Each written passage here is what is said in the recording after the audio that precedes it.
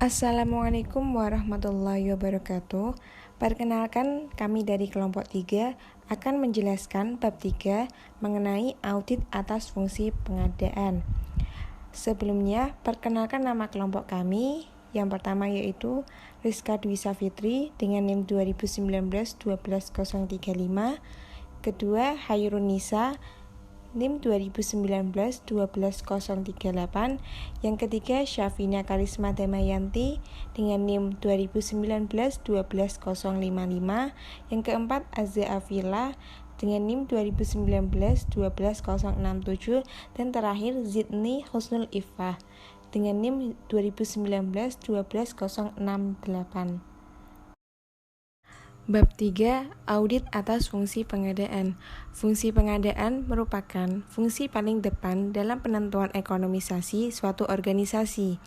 Ekonomisasi dalam perolehan input merupakan bagian dari strategi keunggulan bersaing perusahaan.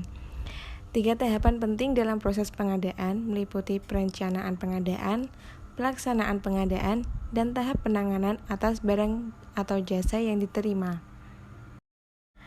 3 tahapan penting dalam proses pengadaan. Pertama, pengendalian terhadap perencanaan pengadaan memastikan bahwa barang atau jasa yang akan diperoleh adalah barang atau jasa yang benar-benar dibutuhkan dalam operasional unit pengguna, jenis, spesifikasi, dan kuantitasnya. Penilaian tahap ini juga berkaitan dengan apakah kebutuhan ini telah tertuang dalam rencana induk perusahaan dan didukung sumber daya yang memadai untuk mendapatkan barang atau jasa yang dibutuhkan. Yang kedua, tahap proses pengadaan. Pengendalian berfungsi untuk memastikan bahwa proses pengadaan barang atau jasa tersebut telah berjalan dengan transparan, tidak diskriminatif, adil, dan akuntabel. Pada tahap ini, pengendalian harus mampu memastikan bahwa pemasok yang terpilih adalah pemasok yang siap dalam memenuhi kebutuhan perusahaan sesuai spesifikasi dan dengan harga yang paling rendah. 3. Tahap penerimaan barang. Pengendalian memastikan bahwa barang atau jasa yang diterima telah sesuai dengan pesanan baik spesifikasi, kuantitas maupun kualitasnya. Dan diharapkan pengadaan barang atau jasa sudah sesuai dengan prinsip-prinsip pengadaan barang atau jasa dalam tata kelola perusahaan. Tujuan dan manfaat audit. Tujuan pengadaan yaitu untuk mendapatkan barang atau jasa sesuai dengan kebutuhan yang ekonomis. Tujuan audit atas fungsi ini yaitu untuk melakukan penilaian secara menyeluruh mengenai apakah pengadaan tersebut sudah mampu memenuhi kebutuhan akan barang atau jasa perusahaan sesuai dengan ketentuan peraturan yang berlaku.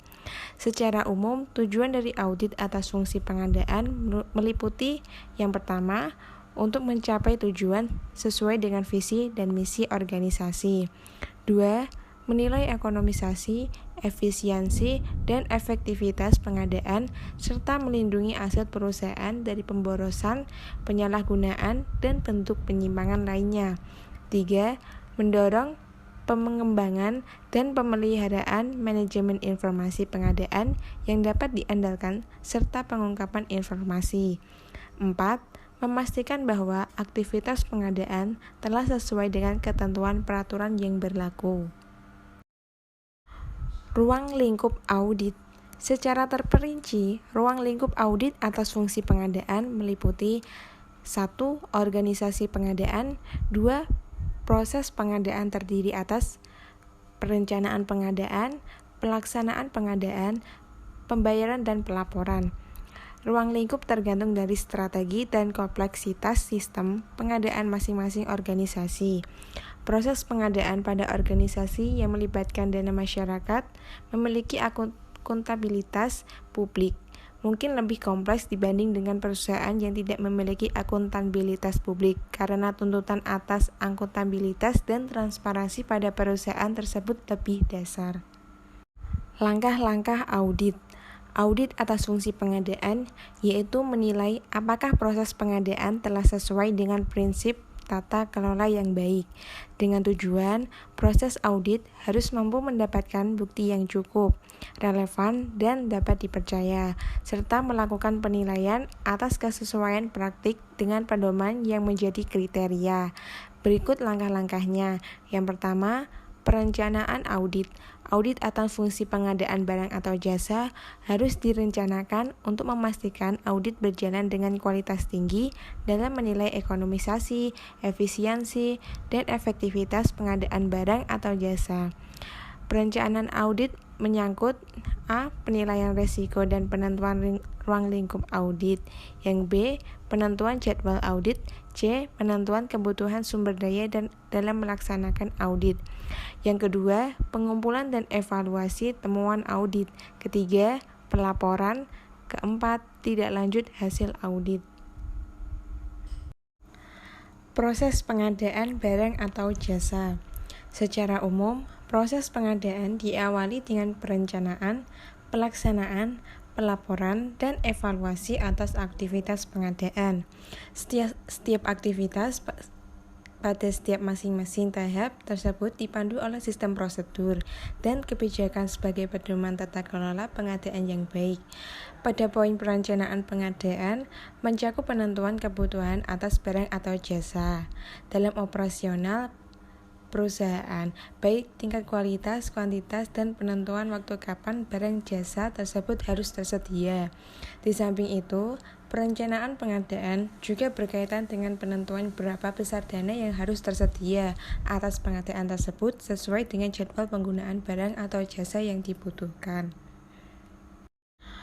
Pada poin pelaksanaan pengadaan, aktivitas dalam pelaksanaan pengadaan sesuai dengan tingkat kompleksitas proses pengadaan, jenis barang atau jasa yang akan dibeli, dan besarnya anggaran yang terlibat dalam proses pengadaan tersebut. Pada tahap ini, dilakukan untuk memastikan bahwa panitia pengadaan tidak salah dalam menentukan pemasok terpilih dan harga atas barang atau jasa yang dibutuhkan.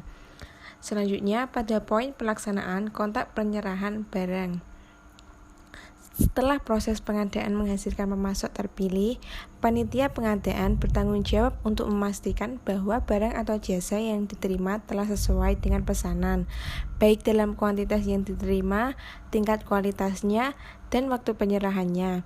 Pengendalian atas penerimaan barang atau jasa seharusnya melibatkan unit pengguna dari barang atau jasa tersebut untuk menghindari terjadinya ketidaksesuaian barang atau jasa yang diterima dengan pesanannya. Selanjutnya, pembayaran dan pelaporan.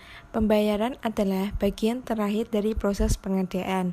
Pembayaran baru bisa dilakukan jika serah terima atas barang atau jasa tersebut telah dinyatakan tidak mengandung masalah dan telah disahkan oleh pihak-pihak berwenang. Setiap pembayaran harus didukung bukti tagihan dan dokumen lengkap juga tagihan telah jatuh tempo. Pelaporan atas pengadaan barang atau jasa harus segera dilakukan sesuai ketentuan dalam pedoman pengadaan. Dalam laporan, panitia pengadaan harus menyajikan tentang kemampuan panitia dalam mendapatkan barang atau jasa sesuai dengan spesifikasinya, masalah yang dihadapi atau peluang penghematan yang belum bisa dilakukan karena terbentur dengan peraturan dalam pengadaan tersebut. Kecurangan dalam pengadaan. Pengadaan melibatkan pembeli dan penjual, di mana masing-masing pihak memiliki berbagai cara untuk melakukan korupsi pada setiap tahapan proses pengadaan. Pihak pemasok berkepentingan dengan penjualan produknya dan mengharapkan keuntungan dari penjualan produknya dan mengharapkan keuntungan dari penjualan tersebut. Untuk mencapai tujuan tersebut, berbagai perilaku menyimpang berikut ini mungkin dilakukan. Yang pertama, berkolusi dengan pihak pembeli dalam menentukan harga penawaran. 2. Secara diskriminatif, meningkatkan standar teknis sehingga pemasok lain sulit untuk memenuhinya. 3. Mencampuri secara tidak beretika pekerjaan evaluator baik dalam proses tender maupun dalam serah terima barang jasa. Yang keempat, memberikan sogokan. Untuk mencegah adanya kesempatan penyimpangan atau korupsi dalam pengadaan ini, sistem pengadaan yang dibuat perusahaan harus transparan dan efisien. Berdasarkan prinsip-prinsip pengadaan antara lain sebagai berikut, yaitu 1. Nilai keuangan, 2. Kejujuran dan keadilan, 3. Akuntabel dan transparan, 4. Efisiensi, 5. Kompetensi dan integritas. Audit atas organisasi pengadaan. Organisasi pengadaan menyangkut penempatan fungsi pengadaan yang strategis pada struktur organisasi perusahaan. Setiap perusahaan memiliki pertimbangan tersendiri menempatkan suatu fungsi dalam struktur organisasinya, tergantung pada kompleksitas operasional dan peran penting fungsi tersebut.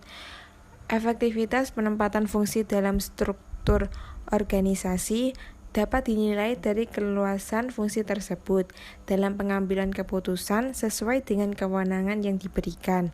Organisasi pengadaan memegang fungsi perencanaan, pemenuhan kebutuhan barang atau jasa, mengelola proses pengadaannya, menilai ketepatan spesifikasi barang atau jasa yang diterima sesuai dengan kebutuhan penggunanya, mengotorisasi pembayarannya, dan mempertanggungjawabkan pengadaan tersebut kepada organisasi di atasnya. Dalam menjalankan aktivitasnya, fungsi pengadaan harus dilengkapi dengan panduan atau pedoman pengadaan yang merupakan seperangkat peraturan, kebijakan, kewenangan, tugas, dan tanggung jawab yang menjadi pedoman dalam semua aktivitas pengadaan. Kemudian, sebagai bagian dari tata kelola pengadaan yang baik, setiap petugas pengadaan harus memiliki pengetahuan yang memadai tentang spesifikasi barang atau jasa yang dibutuhkan. Maka dari itu, peraturan pengadaan kadang-kadang mensyaratkan seorang pejabat atau petugas pengadaan harus memiliki sertifikat tertentu sebagai bukti kompetensinya. Untuk mendapatkan sertifikat tersebut, lembaga penerbit sertifikat memberikan berbagai pendidikan dan pelatihan berkaitan dengan penanganan proses pengadaan. Audit atas organisasi pengadaan melakukan penilaian atas aktivitas organisasi pengadaan dalam melakukan pengadaan barang atau jasa secara efisien. Pada auditor ini, auditor menilai ketetapan sebagai berikut. 1. Penempatan organisasi pengadaan dalam struktur organisasi perusahaan. 2. Luas wewenang dan tanggung jawab yang dimiliki fungsi pengadaan dalam memenuhi kebutuhan barang atau jasa secara efektif dan efisien. 3.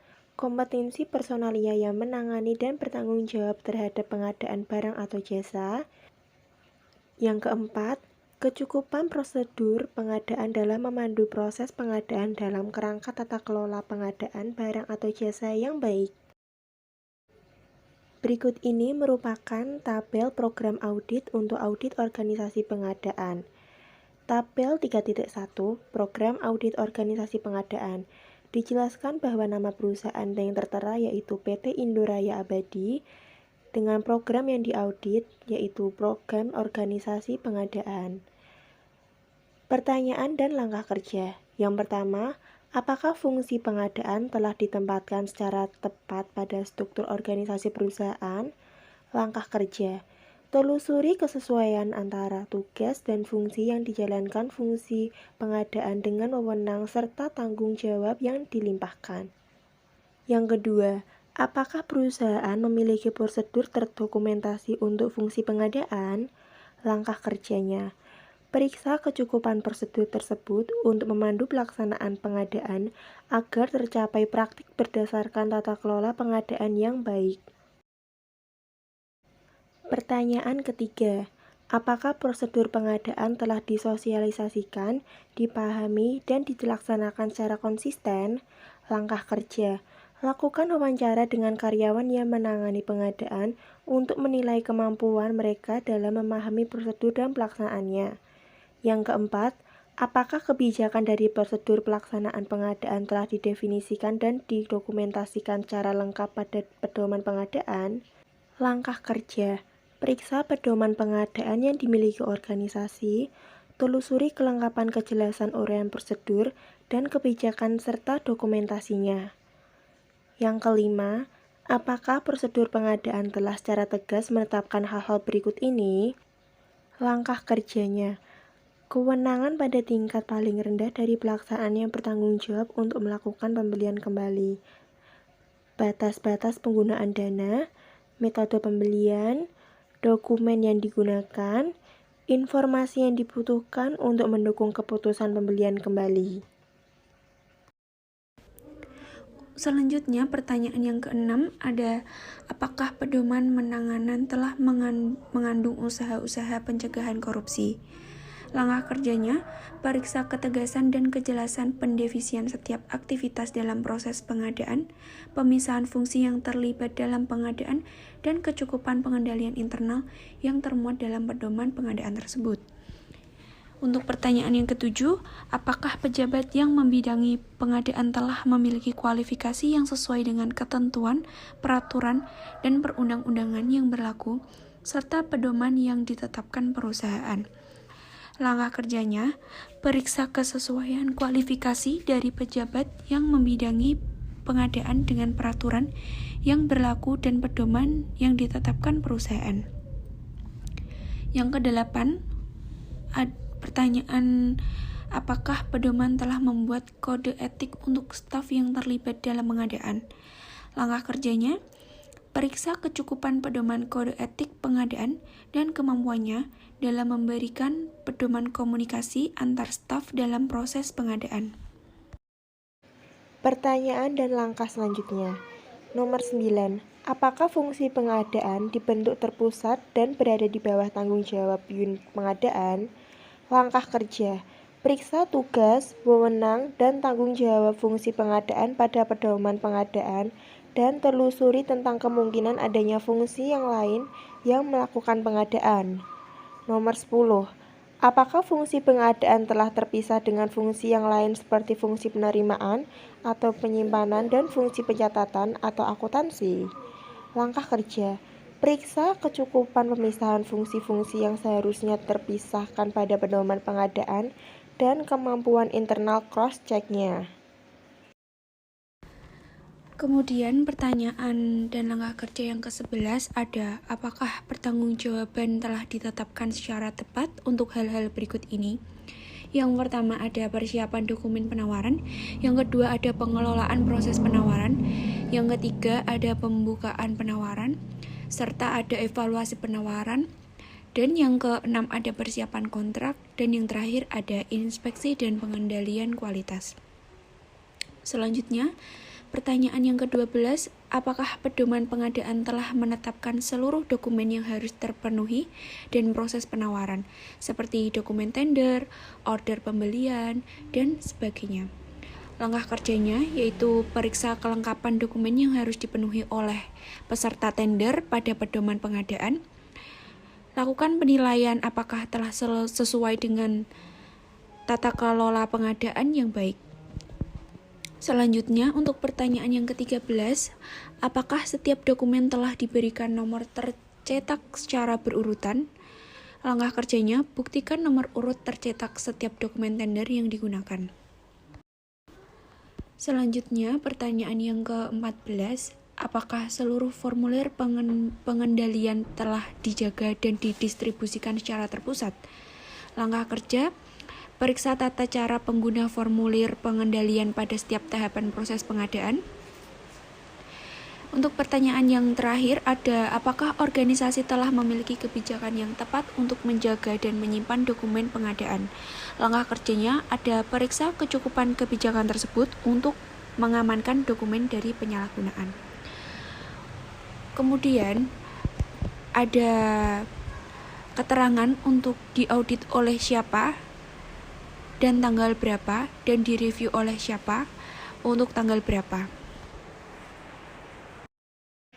Audit atas perencanaan pengadaan.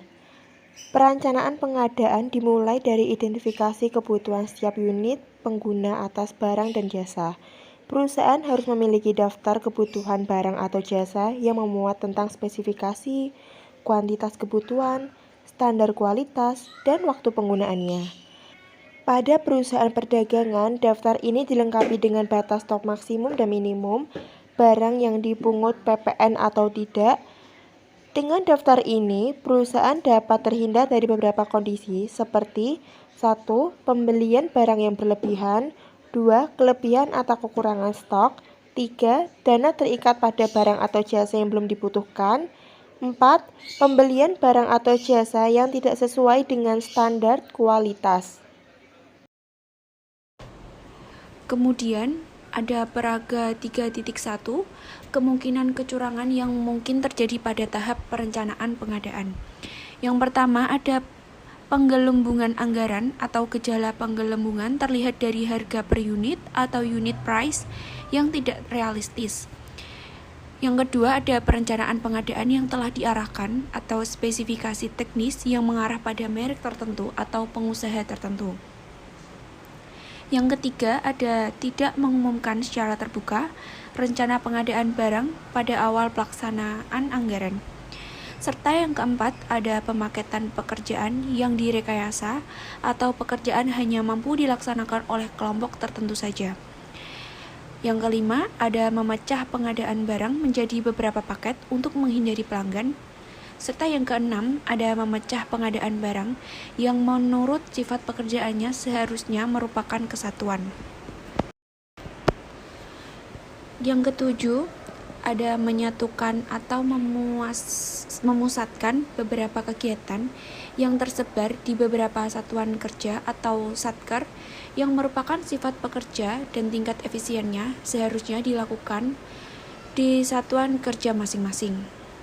Yang kedelapan, ada menggabungkan beberapa paket pekerjaan yang bersifat pekerjaan dan besaran nilainya seharusnya dapat dilakukan usaha kecil menjadi satu paket pekerjaan yang hanya dapat dilaksanakan oleh usaha non-kecil atau menengah dan besar.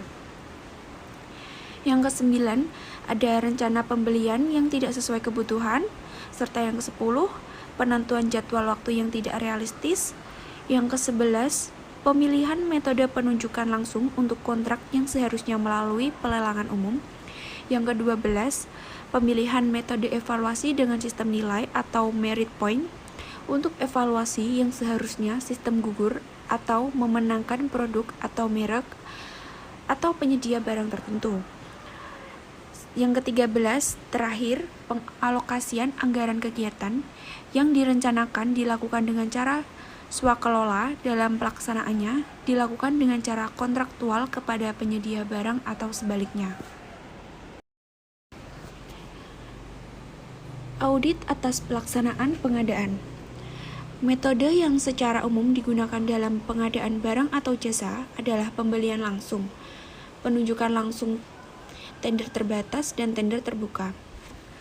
Kompetisi adalah dasar dari pengadaan yang memastikan bahwa perusahaan mendapatkan barang atau jasa terbaik melalui persaingan dalam tender.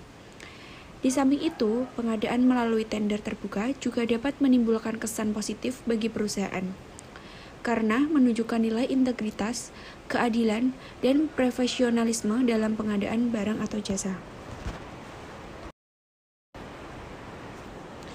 Selanjutnya, metode pengadaan ini lebih dikenal dengan metode pengadaan dengan menunjukkan langsung. Di samping itu, memenuhi kebutuhan rutin. Metode ini juga banyak digunakan dalam pemenuhan kebutuhan barang atau jasa yang bersifat mendesak atau urgent. Pada pengadaan barang atau jasa yang bersifat rutin atau merupakan investasi dan melibatkan sumber daya keuangan yang besar, perusahaan mungkin melakukannya melalui tender terbatas atau tender terbuka. Sesuai dengan besaran nilainya, pengadaan, dan spesifikasi barang atau jasa yang dibutuhkan. Pedoman pengadaan barang atau jasa yang dimiliki perusahaan seharusnya mengatur batas-batas pengadaan yang harus dilakukan melalui penunjakan langsung tender terbatas dan tender terbuka berdasarkan spesifikasi barang atau jasa yang dibutuhkan dan besarnya dana terlibat dalam pengadaan tersebut. Peraturan Presiden ini juga memberikan definisi beberapa metode pengadaan dan batasan-batasan nilainya sebagai berikut.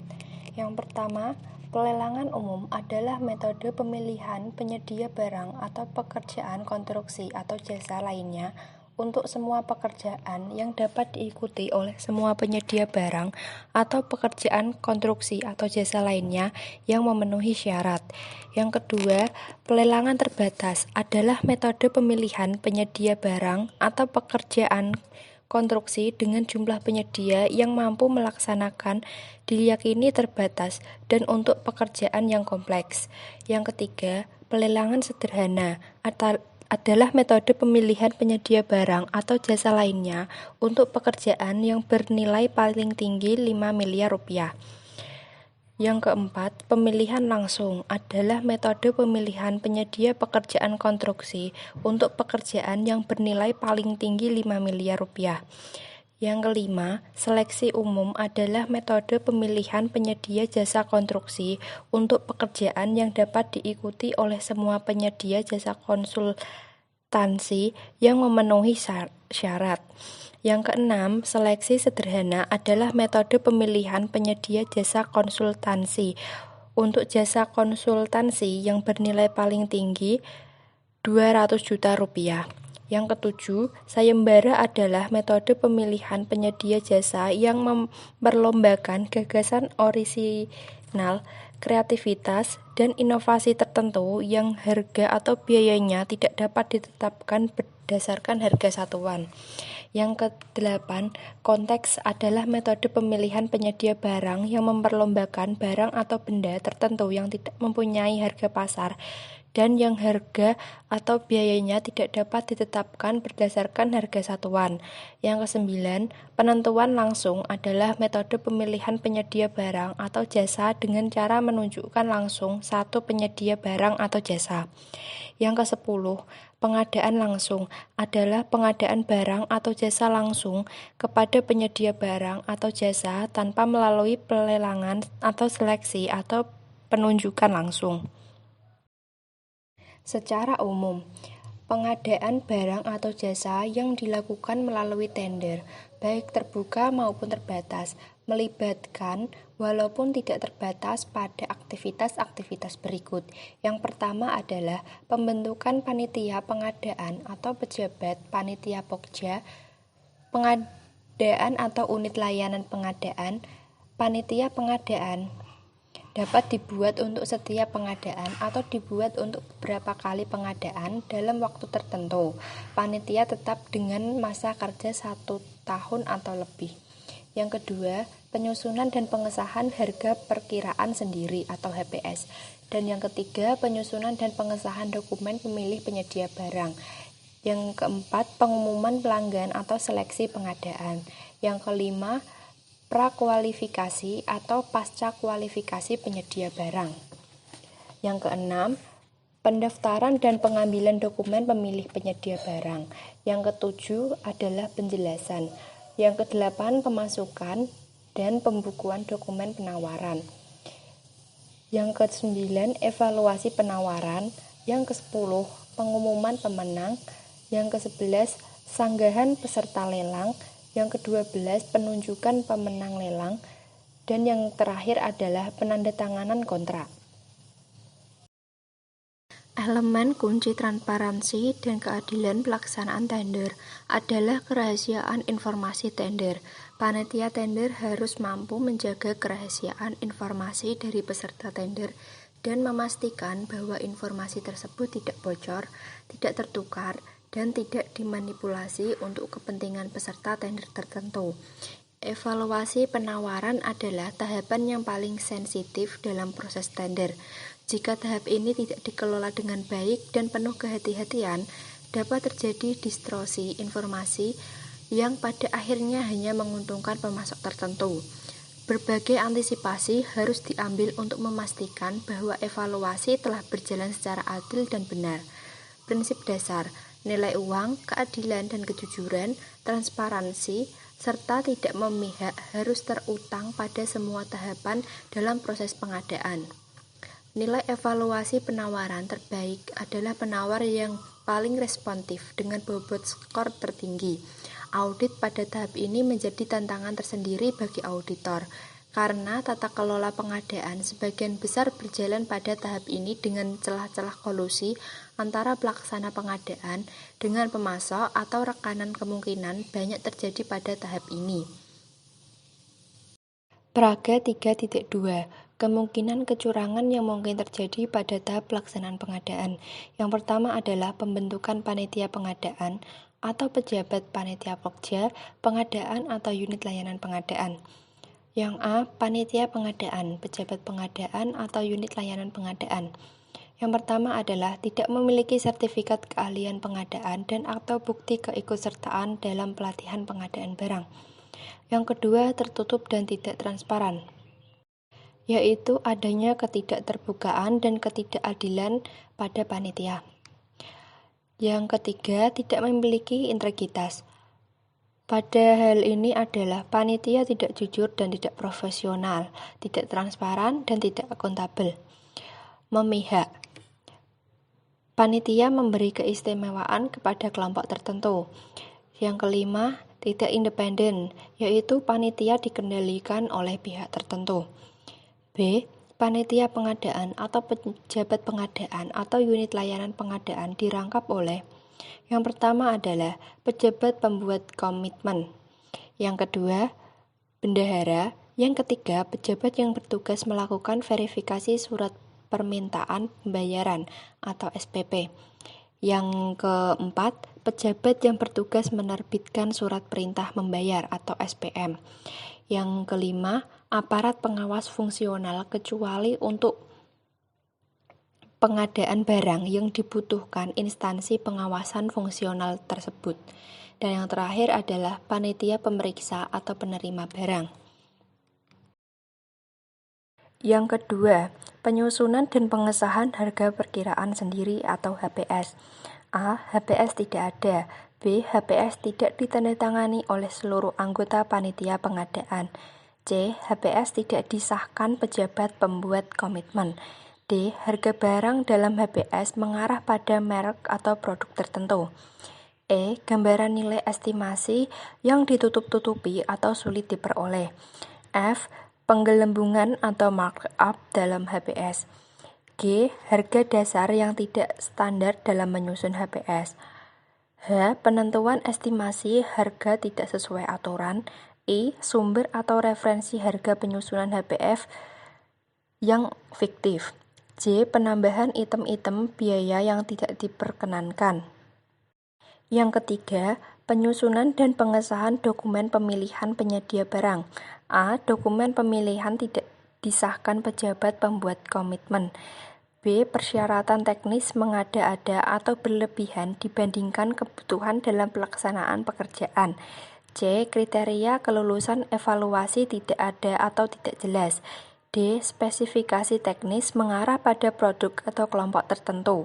E. Adanya penambahan kriteria evaluasi yang tidak perlu. F. Dokumen lelang tidak standar dan tidak lengkap. 4. Pengumuman pelelangan atau seleksi pengadaan. A. Tidak mengumumkan pelelangan atau seleksi pengadaan. B. Diumumkan tetapi tidak di surat kabar nasional. C. Dalam teks pengumuman tercantum bahwa persyaratan pendaftaran dan pengambilan dokumen harus membawa dokumen asli yang berimplikasi dapat menghambat atau membatasi peserta.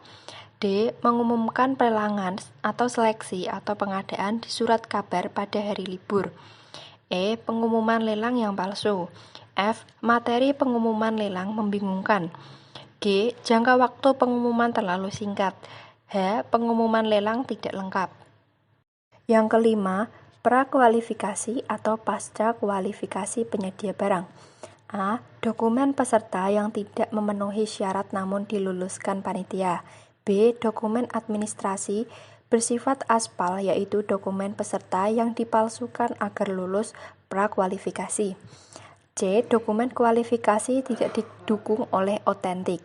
D. Evaluasi yang dilakukan panitia tidak sesuai dengan kriteria. E. Menggunakan metode pelelangan umum prakualifikasi yang seharusnya pelelangan umum pasca kualifikasi. F. Kriteria dalam melakukan evaluasi dokumen prakualifikasi tidak ada atau tidak jelas.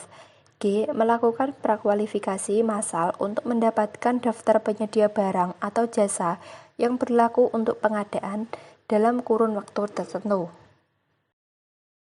Yang keenam, pendaftaran dan pengambilan dokumen pemilih penyedia barang. A. Dokumen lelang yang diserahkan tidak sama atau inkonsisten. B. Waktu pendistribusian terbatas. C. Penyebarluasan dokumen cacat.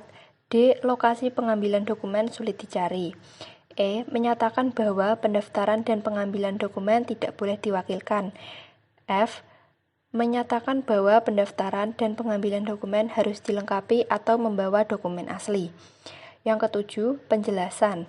Yang A. Rapat penjelasan pre-bid meeting terbatas pada kelompok tertentu. B. Informasi dan deskripsi yang terbatas. C. Tidak adanya partisipasi masyarakat. D. Penjelasan kontroversial. E. Tidak dibuat dokumentasi rapat penjelasan. F. Berita acara penjelasan tidak disebarluaskan kepada seluruh peserta. Yang G. Perubahan penting atas dokumen pemilihan penyedia tidak dituangkan dalam adendum dokumen pemilihan penyedia. Yang kedelapan, pemasukan dan pembukuan dokumen penawaran. A. Adanya relokasi tempat penyerahan dokumen penawaran. B. Batas akhir pemasukan dokumen penawaran diundurkan atau dimajukan tanpa adanya adendum dokumen pemilihan penyedia. C. Penyimpanan dokumen penawaran tidak dilakukan pada kontak atau tempat yang aman atau terkunci. D. Adanya penerimaan dokumen penawaran yang terlambat. E. Adanya penyerahan dokumen fiktif. F. Ketidaklengkapan dokumen penawaran. G. Pembukuan dokumen penawaran dilakukan pada hari libur atau ditunda tanpa alasan yang jelas. H. Kriteria evaluasi yang cacat. I. Pemilihan tempat evaluasi yang tersembunyi. J. Peserta lelang terpola dibandingkan lelang sebelumnya atau peserta lelang menurun secara mencolok. K. Penggantian dokumen penawaran. Dan yang terakhir, surat penawaran palsu. 9. Pengumuman pemenang. A. Tidak ada pengumuman pemenang. B. Pengumuman pemenang tidak diberikan kepada seluruh peserta lelang. C. Pengumuman kepada publik sangat terbatas. D. Pengumuman tidak mengindahkan aspek publik atau dilakukan tersembunyi. E. Tanggal pengumuman ditunda-tunda. F. Pengumuman tidak sesuai kaidah atau tidak ada masukan dari masyarakat. Yang ke-10. Sanggahan peserta lelang. A. Surat sanggahan tidak ditanggapi. B. Jawaban sanggahan ditunda-tunda. C. Tidak seluruh sanggahan ditanggapi. D. Substansi sanggahan tidak ditanggapi. Dan E. Sanggahan proforma untuk menghindari tuduhan proses lelang diatur.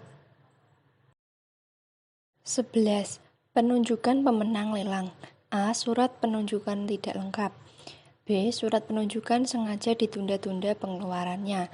C. Surat penunjukan dikeluarkan terburu-buru. D. Surat penunjukan tidak sah. E. Tanggal surat penunjukan dibuat lebih belakangan dibandingkan tanggal kontrak. Yang ke-12, penandatanganan kontrak.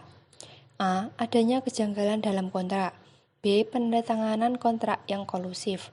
C. Penundaan penandatanganan kontrak secara sengaja. D. Penandatanganan kontrak secara tertutup.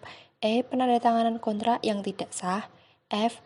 Tidak dilengkapi surat jaminan pelaksanaan dari bank untuk pengadaan barang nilainya lebih besar dari 100 juta. G. Tanggal surat jaminan pelaksanaan lebih belakangan dibandingkan tanggal kontrak.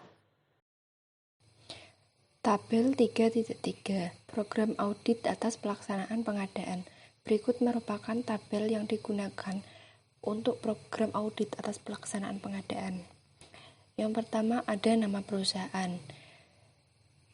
Kemudian ada program yang diaudit, ada periode yang diaudit dan nomor KKP. Nomor 1. Apakah pedoman pengadaan telah secara jelas menetapkan batas-batas dan kewenangan yang dibutuhkan dan prosedur-prosedur yang harus diikuti dalam berbagai metode pengadaan yang harus digunakan. Langkah kerja, periksa kesesuaian batas-batas kewenangan dengan metode pengadaan yang berkaitan dan kemampuannya dalam mendapatkan barang atau jasa secara ekonomis, efektif, dan efisien. Kedua, apakah tender yang dilaksanakan telah patuh kepada aturan dan ketentuan tender yang berlaku? Langkah kerja, periksa pedoman pelaksanaan tender dan penerapannya pada tender yang telah dilakukan. Yang ketiga, apakah batas-batas dan kewenangan yang jelas terdefinisikan dalam pedoman pengadaan perusahaan untuk pengadaan yang tidak melalui tender terbuka? Langkah kerja, periksa kecukupan batas-batas kewenangan yang menjadi dasar dalam melaksanakan pengadaan yang tidak melalui tender terbuka.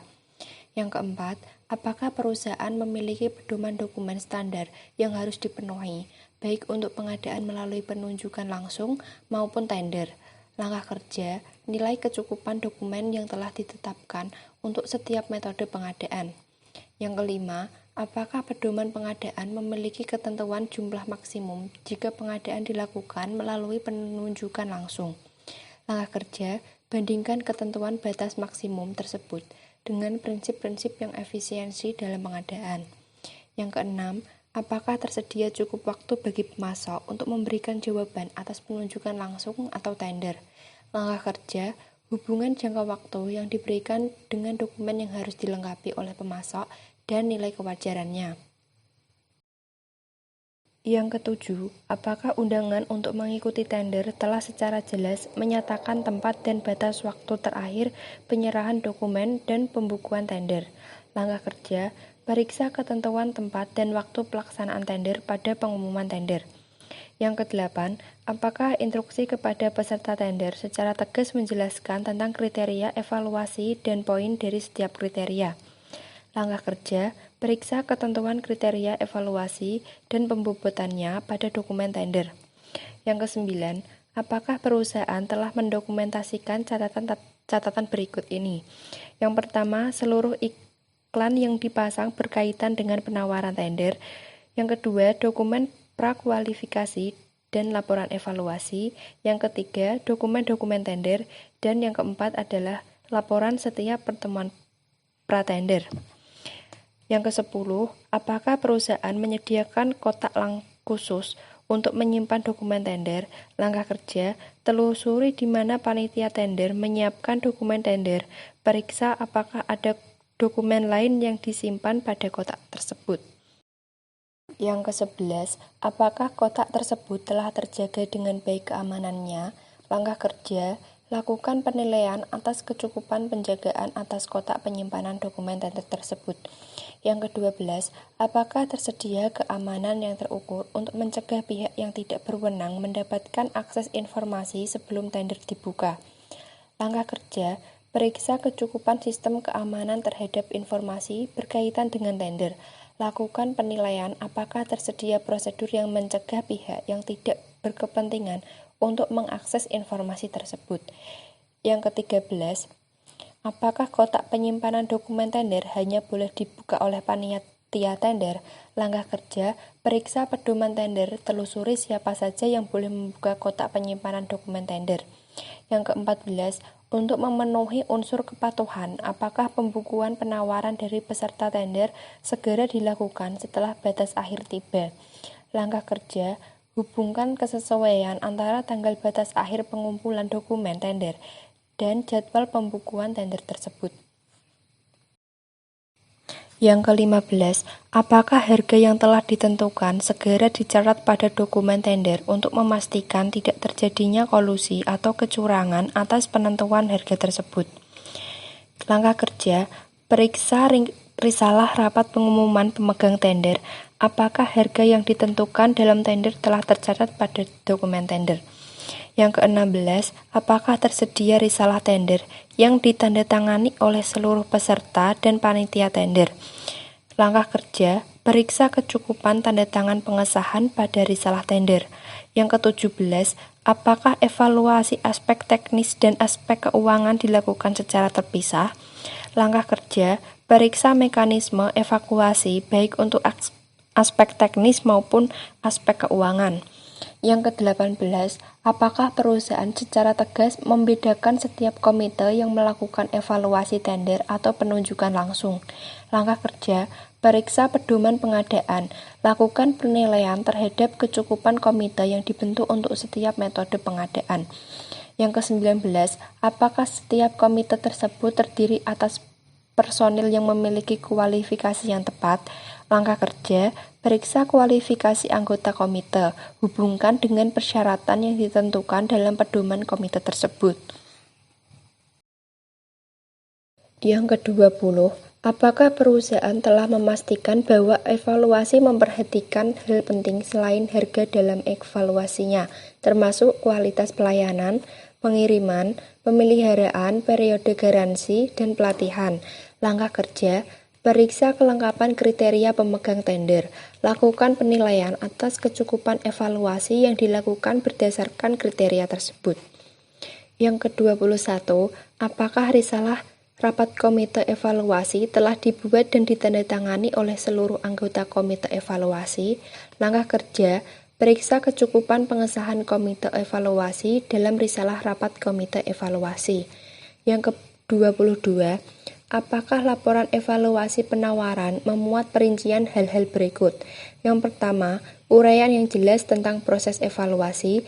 Yang kedua, alasan penolakan terhadap penawar yang tidak responsif. Yang ketiga, bagaimana kriteria evaluasi diterapkan. Dan yang terakhir, verifikasi terhadap penawaran yang lolos kualifikasi. Yang ke-23, adakah alasan pembenaran yang dapat diberikan untuk menolak penawar dengan harga terendah? Apakah telah dipastikan bahwa alasan tersebut telah terperinci dan objektif? Langkah kerja, periksa kecukupan argumentasi pada pedoman tender yang membenarkan penolakan atas penawaran dengan harga terendah.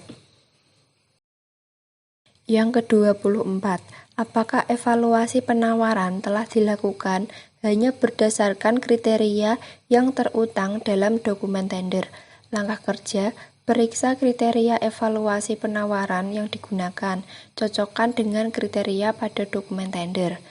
Yang ke-25, apakah perusahaan telah memastikan bahwa evaluasi dilakukan secara lengkap selama periode validasi penawaran? Langkah kerja, periksa risalah evaluasi pada tahap validasi penawaran, cocokkan dengan standar evaluasi yang terutang pada pedoman evaluasi validasi. Yang ke-26, apakah telah dipastikan bahwa pemenang tender adalah pemasok dengan skor evaluasi tertinggi? Langkah kerja, periksa pengumuman tender, cocokkan dengan kriteria evaluasi yang telah ditentukan. Audit atas inspeksi dan penerimaan barang atau jasa. Kecurangan masih mungkin bisa terjadi setelah kontrak ditandatangani. Maka dari itu, tahap pelaksanaan atau pengiriman harus mendapat perhatian yang serius. Pengendalian yang tidak memadai pada tahap ini dapat berakibat pada yang pertama, kegagalan dalam memenuhi standar kuantitas dan kualitas atau standar pelaksanaan lainnya. Yang kedua, pengalihan barang untuk dijual kembali atau digunakan secara pribadi oleh pihak tertentu. Yang ketiga, adanya praktik pemberian gratifikasi. Yang keempat, pemalsuan kualitas atau sertifikat standar. Yang kelima, penyajian faktur yang lebih besar atau lebih kecil. Penanganan atas penerimaan barang atau jasa harus berjalan dengan sangat hati-hati. Petugas yang melakukan inspeksi harus memiliki kemampuan teknis yang memadai tentang spesifikasi barang atau jasa yang dibeli dan menggunakan keahlian profesionalnya secara seksama. Maka dari itu, seluruh aktivitasnya dalam inspeksi penerimaan barang atau jasa harus mencerminkan implementasi ketentuan dan peraturan tersebut. Titik kritis pada tahap ini adalah kecermatan dari petugas penerimaan dan penilai dalam memastikan bahwa barang atau jasa yang diterima telah memenuhi seluruh spesifikasi dan waktu penyerahan yang dipersyaratkan. Penelusuran auditor terhadap fisik barang atau jasa. Dokumen pengadaan dan berita acara serah terima barang atau jasa harus mampu mendeteksi terjadinya kecurangan atau penyimpangan pada tahap ini. Beberapa kecurangan yang mungkin terjadi pada tahap inspeksi dan penerimaan barang atau jasa. kemungkinan kecurangan yang terjadi pada tahap inspeksi dan penerimaan barang atau jasa yaitu, yang pertama, kuantitas atau volume pekerjaan atau barang yang diserahkan tidak sesuai dengan kontrak. Yang kedua, kualitas pekerjaan yang diserahkan lebih rendah dari ketentuan dalam spesifikasi teknik atau kontrak.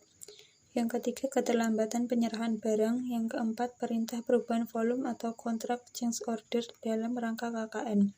Yang kelima, kriteria penerimaan barang yang bias. Yang keenam, jaminan pasca jual yang palsu. Yang ketujuh, data lapangan yang dipalsukan. Program audit atas inspeksi dan penerimaan barang atau jasa. Nama perusahaan PT Indoraya Abadi, Program Media Office Inspeksi Penerimaan Barang atau Jasa. Nomor 1, pertanyaannya adalah, apakah pedoman pengadaan telah secara tegas menyatakan personalia yang bertanggung jawab untuk memeriksa pada saat barang diterima? Langkah kerjanya yaitu periksa uraian tugas wewenang tanggung jawab masing-masing bagian yang terlibat dalam pengadaan pada pedoman pengadaan. Yang kedua, apakah sudah dipastikan adanya pemisahan fungsi antara fungsi pembelian, pencatatan, dan fungsi penyimpanan berkaitan dengan pengadaan. Langkah kerjanya adalah periksa kecukupan pemisahan fungsi pada pedoman dan penerapannya dalam aktivitas pengadaan. Yang ketiga, apakah barang yang diterima sudah dicocokkan dengan order pembeliannya? Langkah kerjanya adalah periksa berita acara serah terima barang, dilakukan uji petik untuk mencocokkan barang yang diterima dengan spesifikasi yang termuat dalam order pembeliannya. Yang keempat, pada saat dilakukan pemeriksaan, apakah sudah dipastikan bahwa kuantitas dan kualitas barang yang diterima tepat sesuai dengan kinerja yang telah ditentukan. Spesifikasi sesuai dengan ketentuan dalam tender, item-item pasokan sesuai dengan contoh yang telah disepakati. Selanjutnya adalah nomor 5. Pertanyaannya, apakah perusahaan telah menjaga dengan baik bukti-bukti yang diperoleh selama melakukan verifikasi? Langkah kerjanya yaitu periksa kecukupan laporan dan dokumentasi atas peristiwa yang terjadi selama proses verifikasi dilakukan. Yang keenam, apakah perusahaan memiliki prosedur yang jelas untuk menangani barang atau jasa yang tidak sesuai dengan spesifikasinya, seperti kualitas di bawah standar, terlambat diterima, atau barang-barang yang rusak. Langkah kerjanya, periksa kecukupan prosedur penanganan barang-barang yang tidak sesuai dengan pedoman pengadaan, lakukan uji petik untuk menilai konsistensi penerapannya. Yang ketujuh, pada pengadaan jasa, apakah perusahaan telah memastikan bahwa kualitas dari jasa tersebut telah diverifikasi? Langkah kerjanya yaitu periksa pedoman penerimaan jasa yang dimiliki organisasi. Nilai kecukupannya untuk mampu memastikan bahwa jasa yang diterima telah sesuai dengan spesifikasi kebutuhan organisasi. Selanjutnya adalah nomor 8. Pertanyaannya adalah, apakah perusahaan memiliki laporan verifikasi atas jasa yang diterima? Langkah kerjanya yaitu periksa berita acara serah terima jasa apakah telah didukung oleh laporan verifikasi penerimaan jasa. Audit atas pembayaran dalam pelaporan. Pembayaran dan pelaporan adalah bagian terakhir dalam proses pengadaan.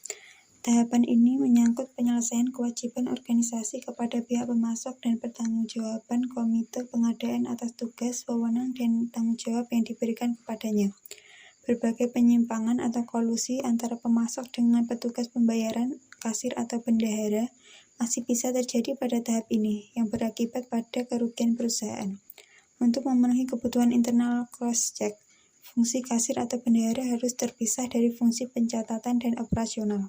Setiap pembayaran yang dilakukan kepada pemasok harus berdasarkan tagihan dari pemasok, dilengkapi dengan berita acara serah terima barang atau jasa yang menyatakan bahwa barang atau jasa yang diserahkan oleh pemasok telah sesuai dengan spesifikasi dan dinyatakan dapat diterima oleh bagian verifikasi dan penerimaan barang atau jasa dari panitia pengadaan.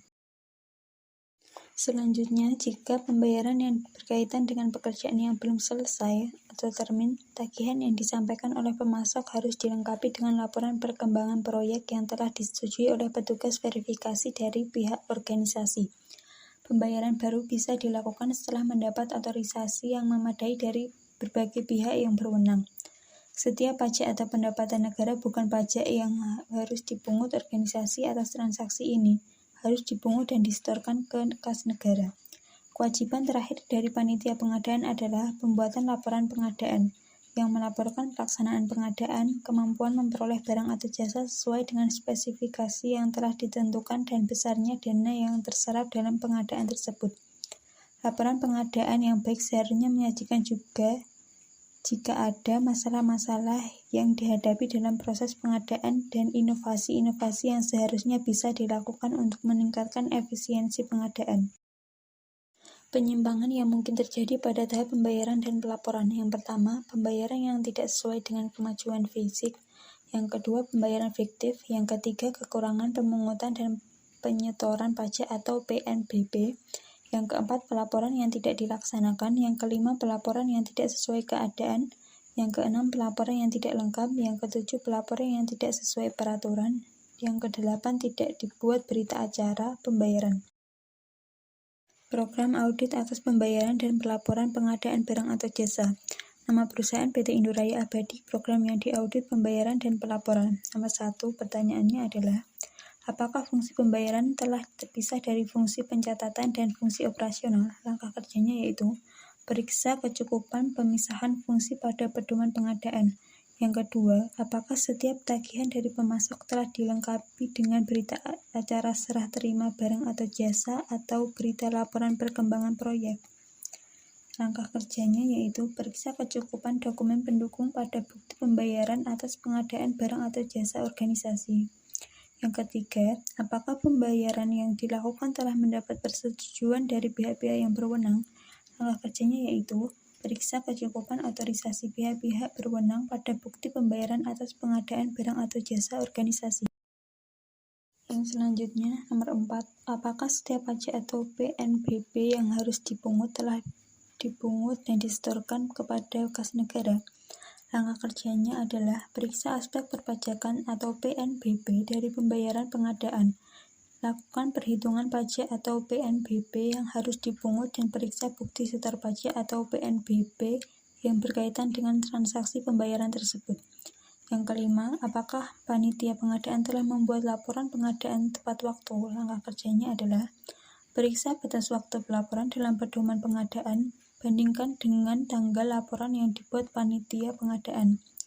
Yang keenam, apakah laporan yang disampaikan telah sesuai dengan peraturan yang berlaku? Langkah kerjanya adalah periksa peraturan pelaporan yang menjadi dasar pembuatan laporan, bandingkan dengan laporan yang dibuat panitia tender. Selanjutnya adalah nomor 7.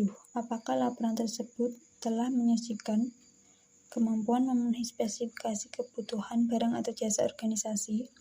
Apakah laporan tersebut menyajikan juga masalah-masalah yang dihadapi dalam proses pengadaan? Apakah laporan tersebut juga menyajikan inovasi-inovasi yang mungkin bisa dilakukan sebagai umpan balik untuk pengadaan yang lebih ekonomis, efisien, dan efektif? Demikian hasil presentasi kami tentang audit atas fungsi pengadaan. Jika ada salah kata, kami mohon maaf. Wassalamualaikum warahmatullahi wabarakatuh.